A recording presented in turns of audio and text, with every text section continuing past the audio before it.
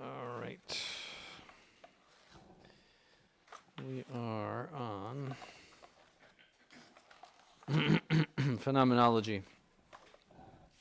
So the key to understanding phenomenology and existentialism, which is a form of it, is this, that whereas in Aristotelian philosophy the object of the intellect is the exterior thing as it is known by means of the idea, in phenomenology the object of the intellect is the mind's own idea, that is the exterior thing as it is experienced and personalized. That's it. There's books, whole books written on phenomenology, and you can sit and read them. That's it. Okay? See, the phenomena is the appearance. Remember Kant. It's what you get. It's not the thing in itself, it's what you get. So it's a form of Kantianism. As I said, Kant completely transformed philosophy. All of that you've been studying has been rooted in Kant. He's the center of it. So this is just another way of doing Kant. You see, that you have to experience and personalize the object before it's real for you. See? So if you read Ratzinger, for example, who's a phenomenologist, I should have brought it in. I'll bring it in the next class. But he says concerning the resurrection that the apostles had a resurrection experience. See, that's sufficient for them, that the apostles had a resurrection experience.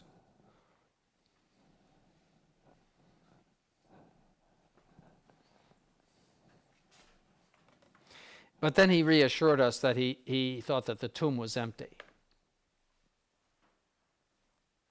Because, a lot of modernist theologians deny the resurrection. But it was sort of talking to his modernist buddies. Well, the tomb was empty. Well, fine, the tomb was empty. Why was it empty? Did they steal the body? I mean, what happened? Not that he rose from the dead, but the important thing is that the apostles had a resurrection experience. Don't forget, he named and consecrated the bishop of Italian bishops, I forget the name of the place right now, who denied the resurrection.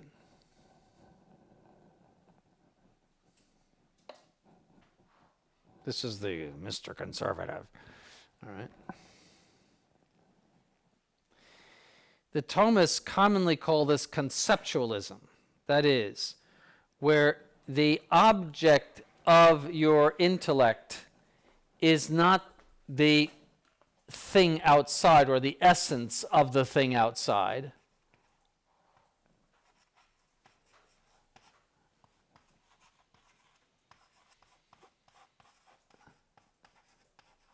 but rather your own impression of the essence.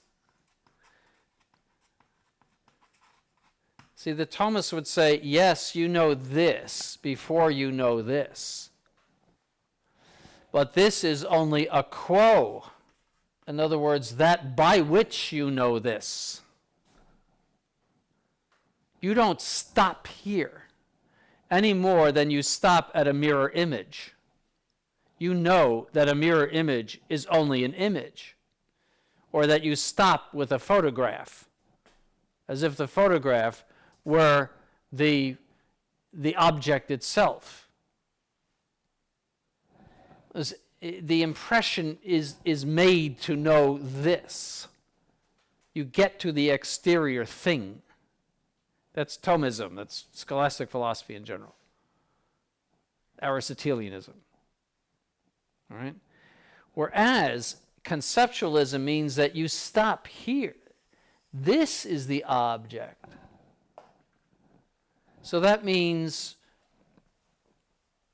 this is not important. It's how you see it. See, so your personal experience, and this is why you have the transgender stuff. I identify today as, whatever. Tomorrow I might identify as something else. I mean, this is cut off. The bridge is blown up, as I said. It's cut off. But this phenomenology is very, very prevalent today. They may not, study phenomenology, but that idea that something is real for me because I have experienced it in this way. So they do that to transubstantiation. Transubstantiation cannot possibly survive in a phenomenological system. Substance. Whoa. An objective substance. Whoa. It's terrible. The thought that something is what it is and is changed into something else. That is meaningless to those people. It's how you experience it. So I'm experiencing Christ, and it's true. It's all internal stuff. So they call it conceptualism. Anyone familiar with Immanuel Kant can see that phenomenology is merely a development of Kant's theory of the categories. You produce your own object of thought. The phenomena merely stimulate your categories. For Kant, the senses deliver only raw phenomena. It is the mind which applies the diverse categories to these phenomena in order to make them intelligible. Hence, the object of the mind for Kant is not the thing in itself, the noumena, nor the phenomena, but the categories themselves.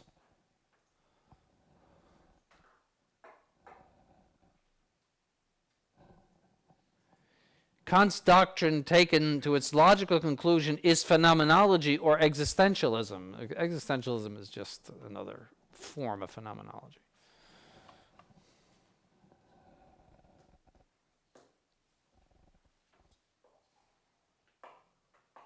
That the object is personalized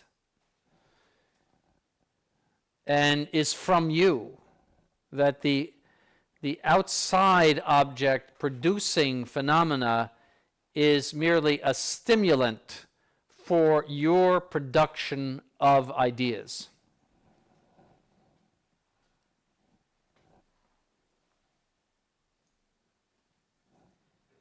That is all of the modern subjectivism that is running the whole world right now.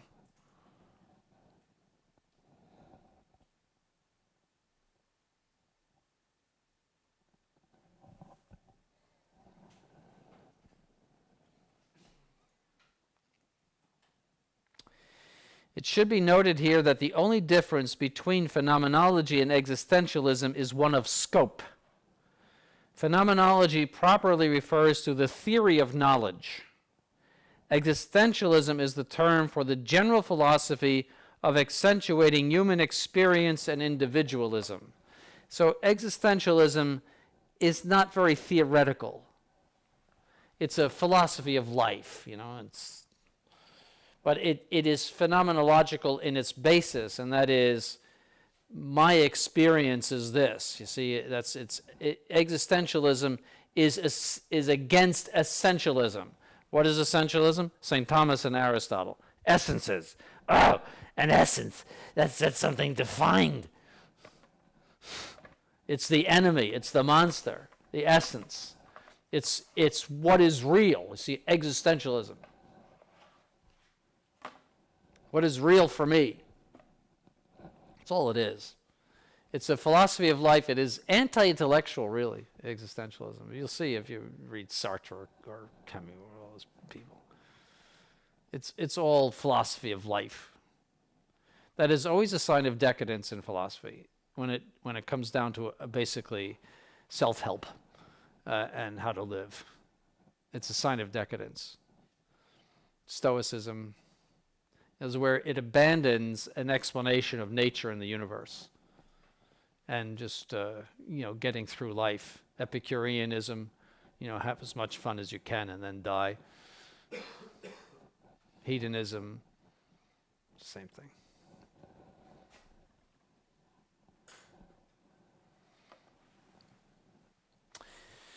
All right, Kierkegaard. So we're getting into the existential. Kierkegaard is considered the first existentialist. Saturn Kierkegaard was born to an affluent family in Copenhagen, the capital of Denmark. His father, Michael Pedersen Kierkegaard, was a strongly religious man. They're all Lutherans up there. Convinced that he had earned God's wrath, he believed that none of his children would live past the age attained by Jesus Christ, that of 33. The sins necessitating this punishment, he believed, included cursing the name of God in his youth and possibly impregnating Kierkegaard's mother out of wedlock. Though many of his 7 children died young, his predictions were proved false when 2 of them surpassed this age. This early introduction to the notion of sin and its connection from father and son laid the foundation for much of Kierkegaard's work, particularly Fear and Trembling.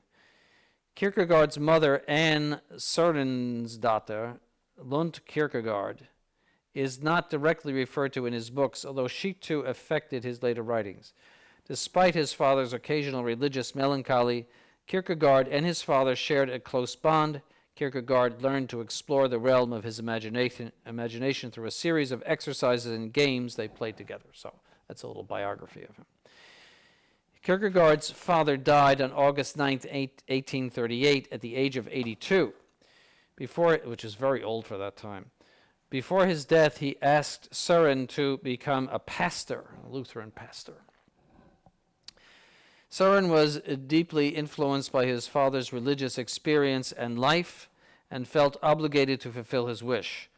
Kierkegaard attended the School of Civic Virtue, excelling in Latin and history. He went on to study theology at the University of Copenhagen, but whilst there, he was drawn more towards philosophy and literature. At the university, Kierkegaard wrote his dissertation, The Concept of Irony, with continual reference to Socrates, which was found by the university panel to be a noteworthy and well thought out work, but a little too wordy and literary for a philosophy thesis. Kierkegaard graduated on October 20th, 1841 with a Magistri Artium, so a Master of Arts, which today would be designated a PhD. See, so master was actually more at the time than what is now considered master. So you have, for example, Master of Theology, Magister Theologiae, was effectively a doctorate in, like the Angelica, if you were Magister. See, so Garrigo was a Magister.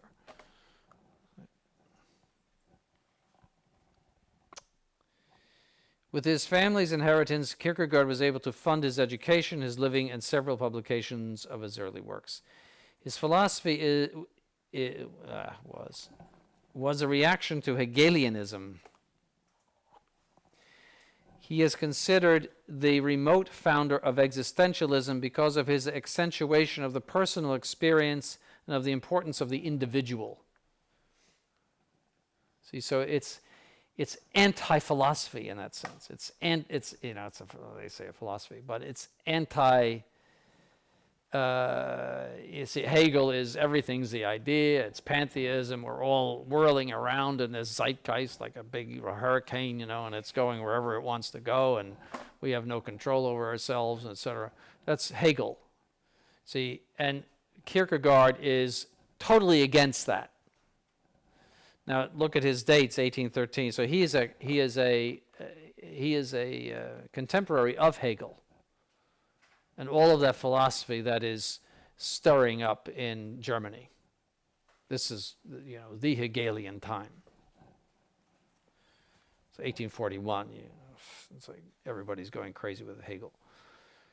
For Hegel, man realizes his true self or essence to the extent that he loses his individuality and sees himself as a mere moment of the great idea. So when you get up in the morning, you should realize you're just a mere moment of the great idea, just so you know.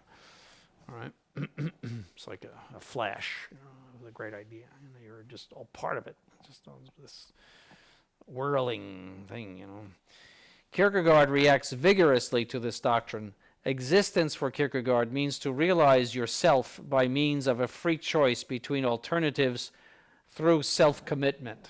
This sounds so modern. So you have to discover yourself. Did you ever hear that expression?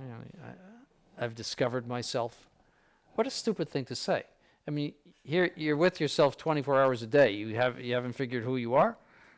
I could never understand that expression, I've discovered myself.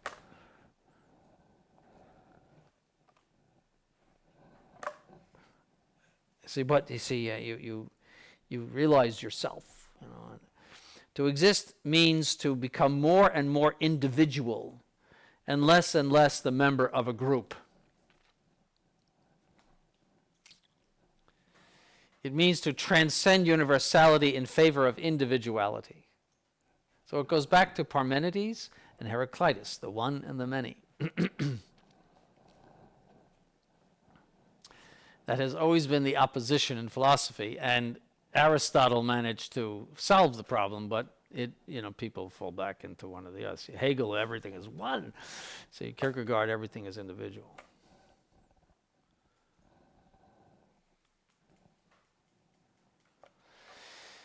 Kierkegaard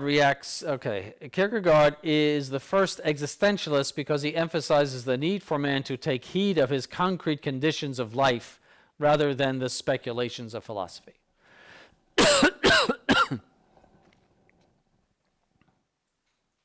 And it is true that one error tends to breed its opposite error. So the error of universalizing everything will breed its opposite of individualizing everything. It's generally true. It's true in theology, it's true in...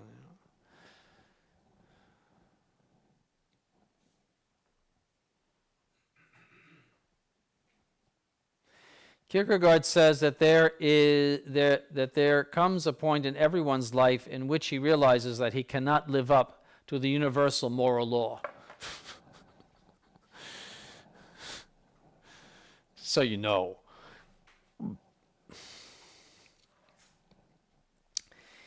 Well, Luther said that God does not expect us to obey the commandments because he knows it's impossible.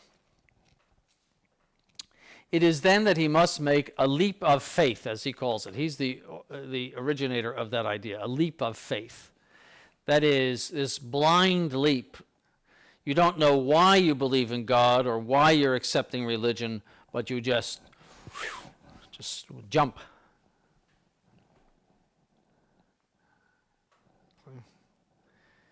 His religious doctrines are decidedly modernistic, and Kierkegaard should be seen as a precursor of modernism. See, that religious experience, that's the key to modernism. I have a religious experience. I feel God. So it totally de-intellectualizes God and any notion of God. It's just in me, you see. I have a feeling.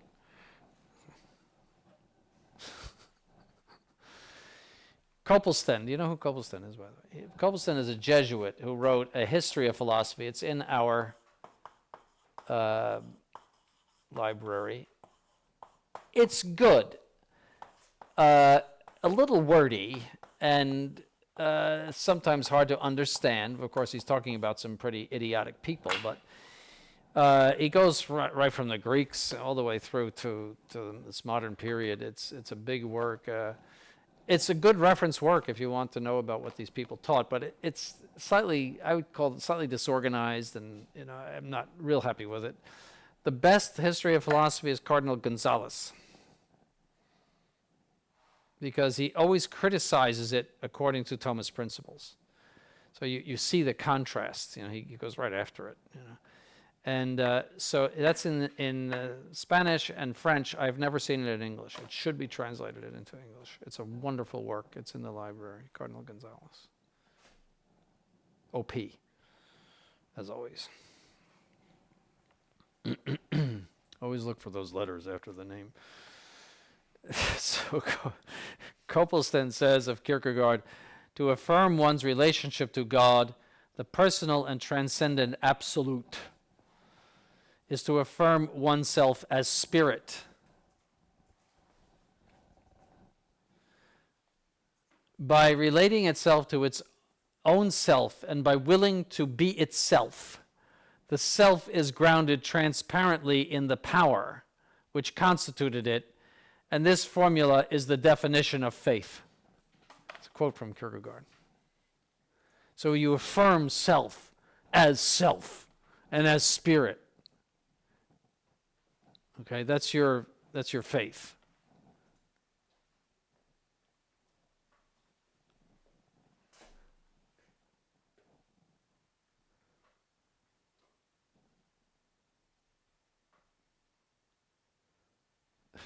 And by willing to be itself. How do you will to be itself?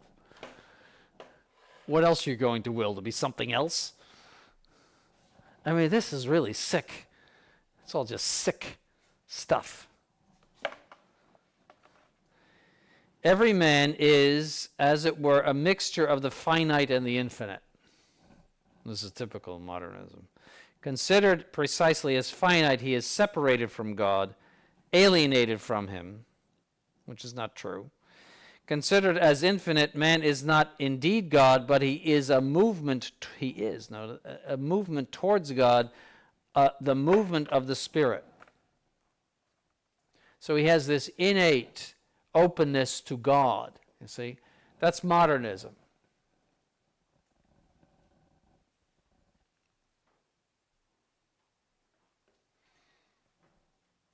It's one thing to know God by reason and to even have natural religion. That's not modernism. But to say that you have this openness to the supernatural, to the infinite in you, is modernism. In other words, to be somehow related to God without supernatural grace, that's modernism.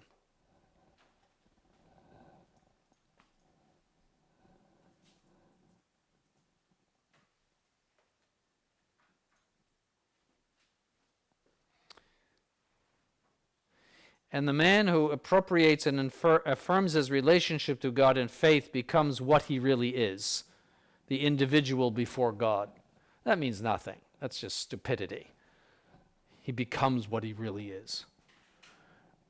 Well, if he is already it, how can he become it? Is the next question. He becomes what he really is. That's so stupid.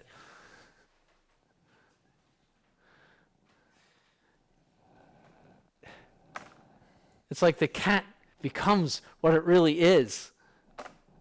Right. Yeah. You can't become what you are. It's impossible. Kierkegaard follows the Kantian agnosticism by rejecting the metaphysical proofs of God. So metaphysics is the enemy. For him, there is only a leap of faith. This leap is a self-commitment to an objective uncertainty. So you don't really know if God exists or not. You don't know why you're leaping, but you just leap.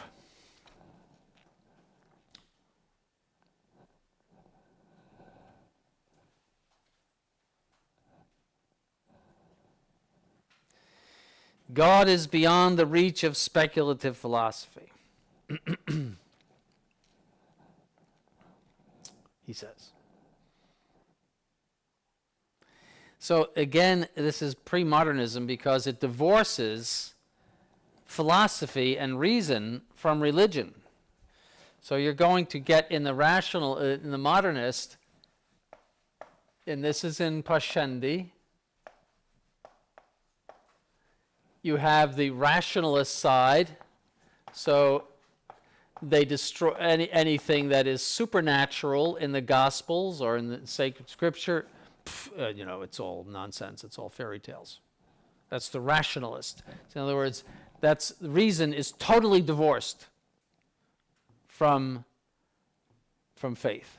But then Pius X said that then there's the faith side, so they're capable of saying very pious things and giving pious sermons because that's the faith side, you see. That's the modernist. You have to understand the modernist. These two people. And so that's why you have a JP2 or a Paul VI or Ratzinger. They have that dichotomy in them. They can speak on their faith side, they can speak on their rationalist side.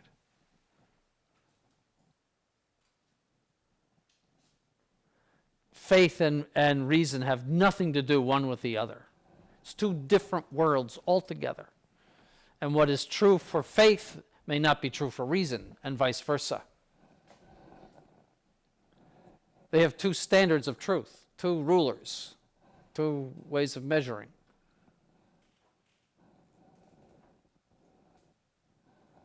So they are capable of deceiving people into thinking that they are very pious Catholics because they can talk on their faith side.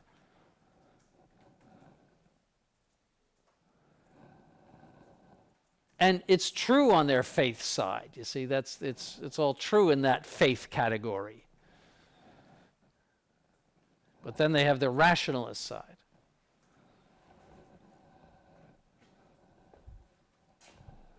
It's all in Pascendi if you read it. We should read it in class. We can go to class until midnight. All the stuff we should do.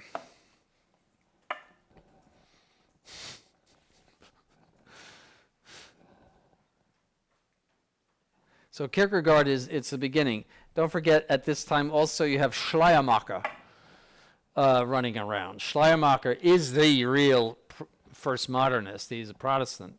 But that religious experience, that everything's the religious experience, and the same thing that, reason doesn't, there's no connection between reason and faith. Everything is the religious experience. So you're the rationalist on one side, and then you're, the man of faith on the other. So there's a Jesus of history, and there's a Jesus of faith for the modernist. See, the historical Jesus is, just a man that, like Socrates or something like that. But then the faith Jesus is something else. It's all in Pascendi.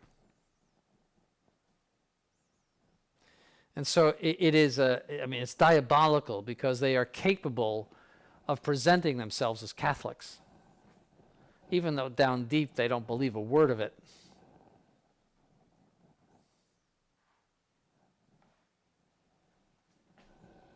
So, and that's exactly what we have. As I said, it has to be from the devil. At least Luther was a Lutheran.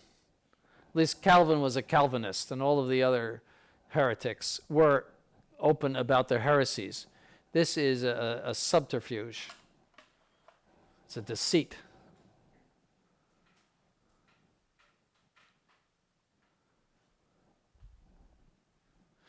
So, for Kierkegaard, truth is subjectivity. In this, he lays the foundation of the phenomenologists and existentialists. He says, an objective uncertainty held fast in an appropriation process of the most passionate inwardness is the truth, the highest truth attainable for an existing individual. So, an objective uncertainty held fast in an appropriation process of the most passionate inwardness. So you get this uncertainty, the uncertainty truck arrives, all right, the objective uncertainty, but you internalize it. You make this appropriation of passionate inwardness, you see? That's the truth. I mean, this man is sick, yet he has a tremendous influence ultimately. the highest truth attainable for an existing individual. Hence, something is not true for Kierkegaard unless it is personally experienced and lived.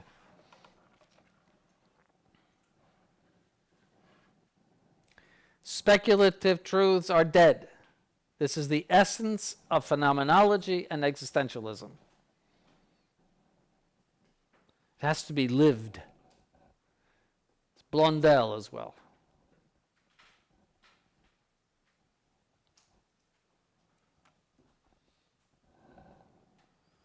It's very important to digest as best you can. I mean, no, it's like eating garbage. But to understand the modern world, you have to understand this stuff. This is the operating system of the modern world. And so when you see things like I identify as a female today, or I identify as a male today, or I don't know what I am today, that's all based in this stuff. I mean, it has a very practical side to it. It's what you see today. It's where nothing is what it is. You know, it justifies abortion. It just justifies, you know, all of your internal, whatever you experience. You see? It's my experience. So therefore, you know, if the baby is not born and therefore it doesn't do this to you and smile at you, it's not a person for you because you haven't experienced it. The both philosophical, theological, and scientific data concerning the fact that that is a human being, etc., I don't experience it.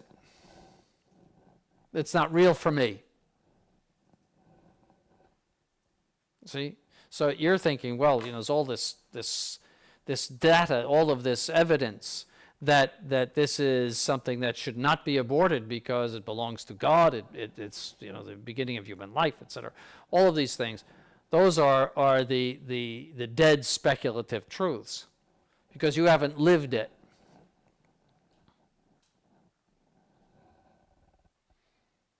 So that's why, you know, you can terminate the child right in the birth canal, but when the child is born, it becomes murder, you go to jail for that. Which is just total, utter sickness, mental disease. But it comes from all of this stuff.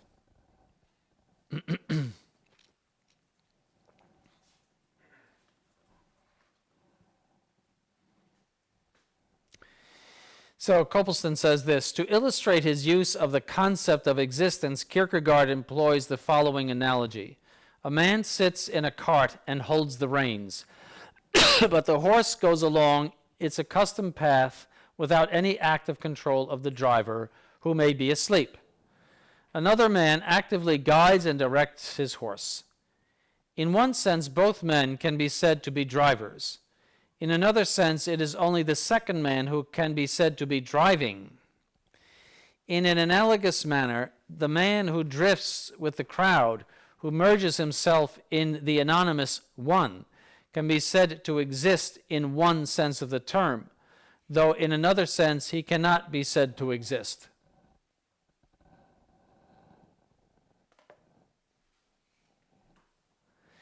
For he is not the existing individual who strives resolutely toward an end which cannot be realized once and for all at a given moment, and is thus in a constant state of becoming, making himself, as it were, by his repeated acts of choice.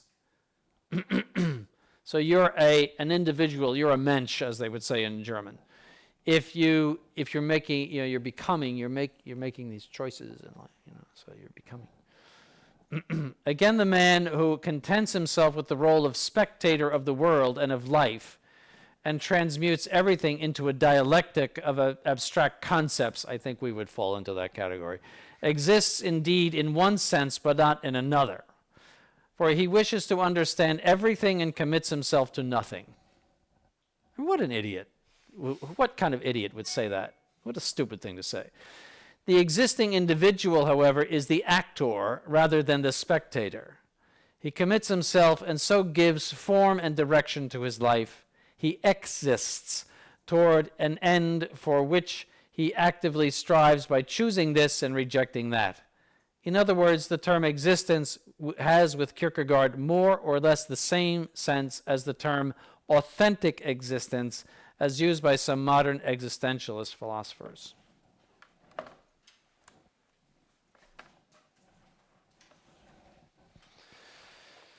All right. Have you had enough of that? There's more. Karl Jaspers,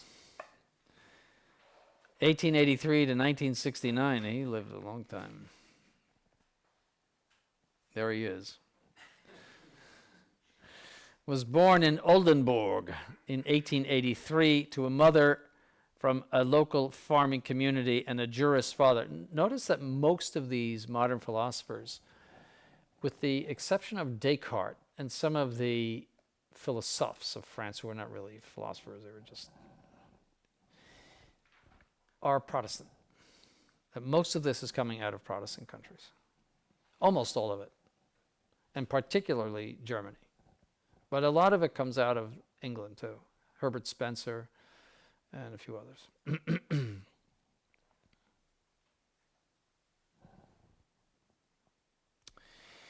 He showed an early interest in philosophy, but his father's experience with the legal system undoubtedly influenced his decision to study law at the university. It soon became clear that Jaspers did not particularly enjoy law, and he switched to studying medicine in 1902. Jaspers graduated from medical school in 1909 and began work at a psychiatric hospital in Heidelberg, where Emil Kraepelin had worked some years earlier. Jaspers became dissatisfied with the way the medical community of the time approached the study of mental illness and set himself the task of improving the psychiatric approach. In 1913, Jaspers gained a temporary post as a psychology teacher at Heidelberg University. The post later became permanent, and Jaspers never returned to clinical practice. At the age of 40, Jaspers turned from psychology to philosophy, expanding on themes he had developed in his psychiatric works. I wonder what those are. He became a renowned philosopher, well respected in Germany and Europe. And in 1948, Jaspers moved to the University of Basel in Switzerland. He remained prominent in the philosophical community until his death in Basel in 1969. Karl Jaspers is another figure in existentialist phenomenology. Like Kierkegaard, he says that philosophy cannot provide us with a notion of existence. While the human being can be studied and classified by the sciences, this knowledge and classification cannot attain the individual as a free agent. As free agent, man is a being who freely transcends what he already is and creates himself, as it were, through the exercise of his freedom. The significance of Jaspers should be seen in the development of the subjectivist idea of truth. That scientific objectivist truth is a dead truth. Only subjectivized and lived truths are real. So that same theme. Jaspers' distinction between man as seen from the external scientific point of view and man as seen from the internal point of view of existence corresponds to the Kantian distinction between the phenomenal and noumenal levels. That's again Copleston.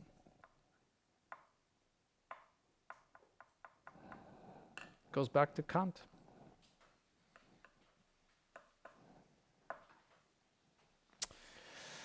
Brentano. Now, this Brentano, this is Franz Brentano. He is not to be confused with the Brentano who, they're relatives, and I forget how they're related, who interpreted or copied down and interpreted the visions or revelations of Anna Maria, Emmerich, is it Anna Maria? Emmerich? What's her first name? And Catherine Emmerich. Yeah. So that's another Brentano. He was a pious man. The problem with that is you don't know how much you're reading of Anne Catherine Emmerich and how much you're reading of Brentano and those things. You just don't know. But this is a relative of his, and I forget how they're related. Franz Brentano was born on January 16, 1838, in Marienberg am Rhein, Germany, a descendant of a strongly religious German-Italian family of intellectuals. His uncle Clemens Brentano and his aunt Bettina von Arnim range among the most important writers of German Romanticism. His brother Lujo Brentano became a leading expert in social economics. He studied mathematics, poetry, philosophy, and theology in Munich, Würzburg, and Berlin.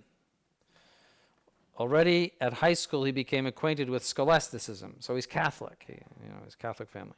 At university, he studied Aristotle with Trendelenburg in Berlin and read Cont, Auguste Comte, remember him, a Kantian, as well as the British empiricists, mainly John Stuart Mill, who was awful, all of whom had a great influence on his work.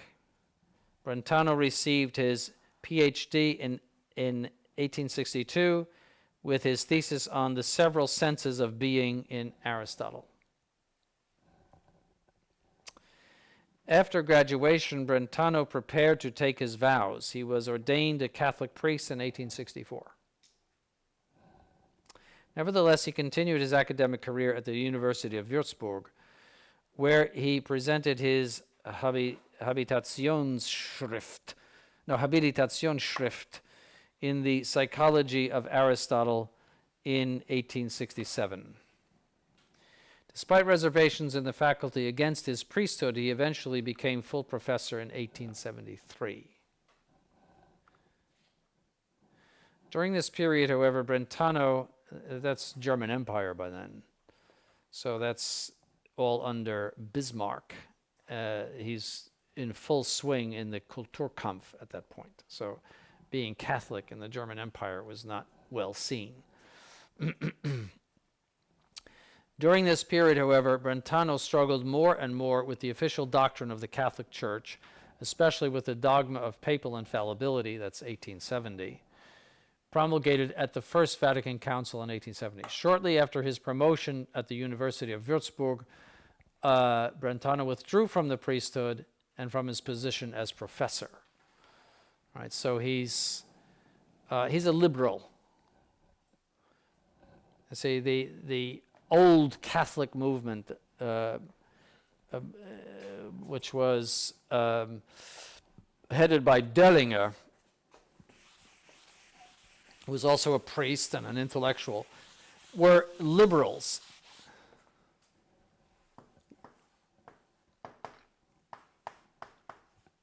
Very prominent person in the 19th century, learned and intelligent, Dellinger. He was the head of what is known as the Old Catholics, and that is, that papal infallibility is a new doctrine that contradicts Catholic doctrine. So they were the Old Catholics, and in fact, they were a bunch of liberals and early modernists. So anybody that objected to infallibility was on the wrong side of the ship, let's put it that way. So Brentano is one of them. Right. They had in Munich, a sort of anti-council, I think in 1871. And if you read the acts of that anti-council, it sounds like Vatican II. So these were liberal Catholics, what you call it, And what's his name? Bismarck loved them because he wanted to set them up as a sort of national Catholic church in Germany and something detached from Rome. He had just a detestation of the Pope and everything Roman. They made some progress actually in Switzerland, but they're still around, but not much. They've been superseded by the Novus Ordo.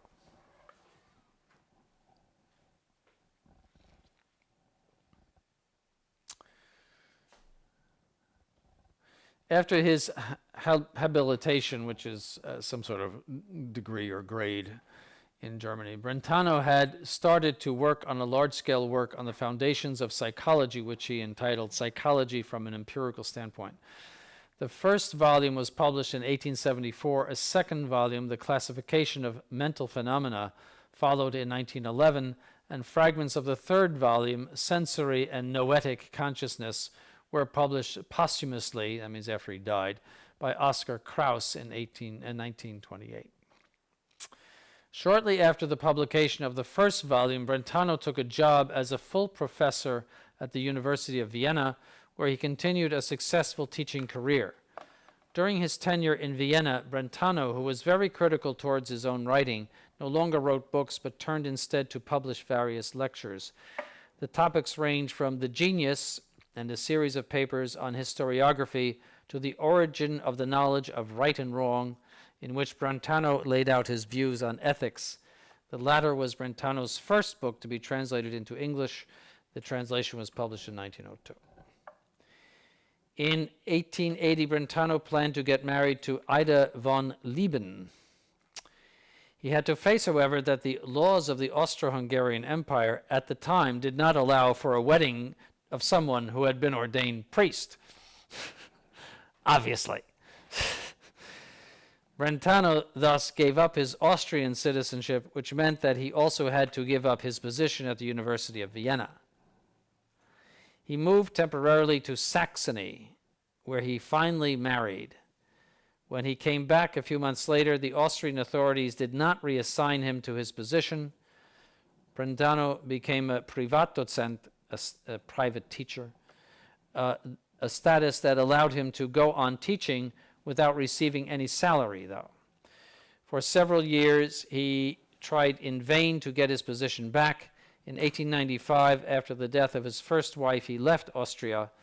In 1896, he settled down in Florence, where he got married to Emilie Ruprecht in 1897.